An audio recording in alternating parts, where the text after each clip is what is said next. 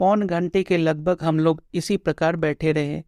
इतने में वही श्वेत वसन धारिणी स्त्री आंगन में सहसा आकर खड़ी हो गई। कुछ काल तक किंकर तब विमुड़ होकर स्तब्ध लोचनों से उसी ओर हम लोग देखते रहे। अंत में हमने अपने को संभाला और अपने स्थान पर से उठे और तुरंत उस देवी रूपिणी के सामने प्रस्तुत हो गए। वह देखते ही वेग से पीछे हटी और भागने लगी। मेरे मित्र ने गिड़गिड़ा के कहा, देवी डिठाई क्षमा करो, मेरे भ्रमों का निवारण करो।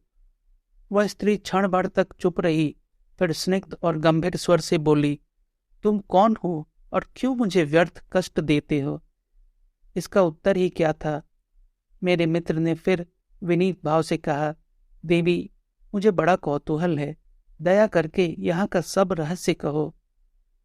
इस पर उसने उदास स्वर से कहा, तुम हमारा परिचय लेके क्या करोगे?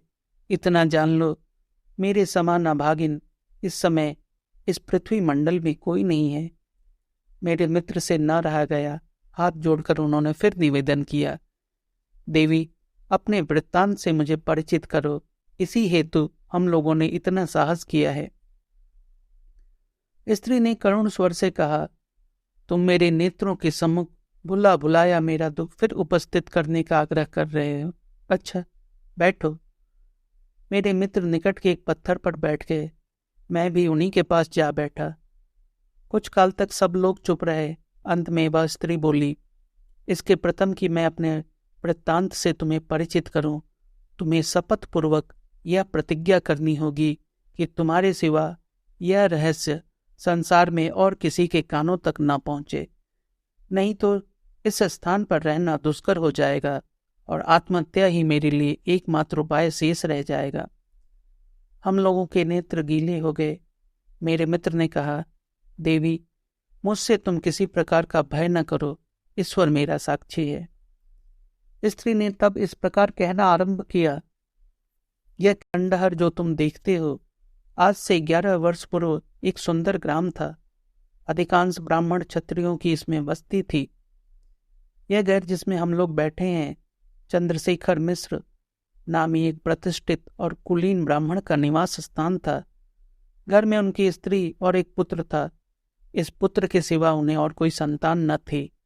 आज 11 वर्ष हुए कि मेरा विवाह इसी चंद्रशेखर मिश्र के पुत्र के साथ हुआ था।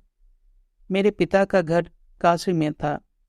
विवाह के 1 वर्ष पश्चात ही इस ग्राम में एक भयानक दुर्घटना उपस्थित हुई। यहीं से मेरे दुर्दमनीय दुख का जन्म हुआ। आधी रात से अधिक बीत चुकी थी। सहसा ग्राम में कोलाहल मचा और धमाके के कई शब्द हुए। लोग आंखें मींचते उठे। चारपाई के नीचे पैर देते हैं तो घुटने भर पानी में खड़े हैं। ग्रामीणों ने भगवती जाह्नवी को द्वार पर बहते हुए पाया। भयानक विपत्ति और कोई उपाय नहीं। जल का वेग क्रमशः अधिक बढ़ने लगा। पैर कठिनता से ठहरते थे। संयोगवश एक नाव कुछ दूर पर आती दिख पड़ी। नौका आई, लोग टूट पड़े और बलपूर्वक चढ़ने का यत्न करने लगे। मल्लाहों ने भारी विपत्ति सम्मुख देखी। नाव पर अधिक बोझ होने के भय से उन्होंने तुरंत अपनी नाव बढ़ा दी। बहुत से लोग रह गए। नौका पवन गति से गमन करने लगी। जब नौका दूसरे किनारे पर लगी और लोग उतरे, चंद्रशेखर मिश्र भी नाव से उतरे और अपने पुत्र का नाम लेकर पुकारने लगे, पर कोई उत्तर न मिला। उन्होंने अपने साथ ही उसे नाव पर चढ़ाया था, किंतु भीड़ भाड़ में और नाव पर अधिक वजन होने के कारण वह उनसे पृथक हो गया था। मिश्र जी बहुत घबराए और तुरंत नाव लेकर लौटे। देखा बहुत से लोग रह गए थे। उनसे पूछताछ किया, किसी ने कुछ पता न दिया। निराशा भयंकर रूप धारण करके उनके सामने उपस्थित हुई। संध्या का समय था। मेरे पिता दरवाजे पर बैठे थे। सहसा मिश्र जी घबराए हुए आते दिख पड़े। उन्होंने आकर आद्योपरांत पूर्वोल्लिखित घटना कह सुनाई और तुरंत उन्मत्त की भांति वहां से चले गए। लोग पुकारते ही रह गए। वे एक क्षण भी वहां न ठहरे। तब से फिर कभी वे दिखाई न दिए। ईश्वर जाने कहाँ गए। मेरे पिता भी दत्तचित्त होकर अनुसंधान करने लगे, किंतु चारों ओर से निराश लौटे, किसी का कुछ अनुसंधान न लगा। 1 वर्ष बीता, 2 वर्ष बीते और तीसरा वर्ष भी व्यतीत हो गया। मेरी अवस्था उस समय 14 वर्ष की हो चुकी थी। अब क्रमशः मुझे अपने वास्तविक दशा का ज्ञान होने लगा। मेरे पिता अब वृद्ध होने लगे। घर के समस्त कार्य संपादन का भार मेरे बड़े भाई के ऊपर पड़ा। उनकी स्त्री का स्वभाव बड़ा क्रूर था। कुछ दिन तक तो किसी प्रकार चला, अंत में वह मुझसे डाह करने लगी और कष्ट देना प्रारंभ किया। मैं चुपचाप सब सहन करती थी। यदि कभी मैं अपने भाई से निवेदन करती तो वे भी कुछ न बोलते, आनाकानी कर जाते, और मेरे पिता की वृद्धावस्था के कारण कुछ न चल सकती थी। मेरे दुख को समझने वाला वहां कोई नहीं देख पड़ता था। मेरी माता का पहले ही परलोकवास हो चुका था। मुझे अपनी दशा पर बड़ा दुख हुआ। मेरा स्वामी यदि इस समय होता तो क्या मेरी यही दशा होती? पिता के घर क्या इन्हीं वचनों द्वारा मेरा सत्कार किया जाता? यही सब विचार करके मेरा हृदय फटने लगता था। अब क्रमशः मेरा हृदय मेघाच्छन्न होने लगा। मुझे संसार शून्य दिखाई देने लगा। दिन दिन मुझे यह दुख असह्य होने लगा। एक रात्रि को मैं उठी, किसी से कुछ न कहा और सूर्योदय के प्रथम ही अपने पिता का गृह मैंने परित्याग कर दिया। उस समय मुझे एक बार अपने पति के स्थान को देखने की लालसा हुई। सैकड़ों कठिनाइयां झेलकर अंत में मैं इस स्थान तक आ पहुंची। उस समय मेरी अवस्था केवल 16 वर्ष की थी। मैंने इस स्थान को उस समय भी प्रायः इसी दशा में पाया था, या यहाँ आने पर मुझे कई चिन्ह ऐसे मिले जिनसे मुझे निश्चय हो गया कि चंद्रशेखर मिश्र का घर यही है। इस स्थान को देखकर मेरा चित्त बहुत दग्ध हुआ। यदि ईश्वर चाहता तो किसी दिन मैं इसी गृह की स्वामिनी होती।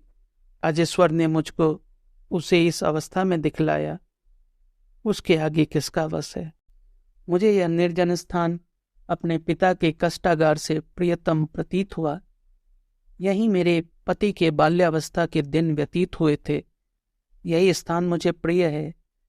यही मैं अपने दुखमय जीवन का शेष भाग उसी करुणालय जगदीश्वर की, जिसने मुझे इस अवस्था में डाला, आराधना में बिताऊंगी। यही विचार मैंने स्थिर किया। ईश्वर को मैंने धन्यवाद दिया जिसने ऐसा उपयुक्त स्थान मेरे लिए ढूंढ कर निकाला। आज 5 वर्ष मुझे इस स्थान पर आए हुए संसार में किसी मनुष्य को आज तक यह प्रकट नहीं हुआ। यहाँ प्रेतों के भय से कोई पदार्पण नहीं करता। इससे मुझे अपने को गोपन रखने में विशेष कठिनता नहीं पड़ती। मैं प्रार्थना करती हूँ कि तुम अपने शपथ पर दृढ़ रहोगे।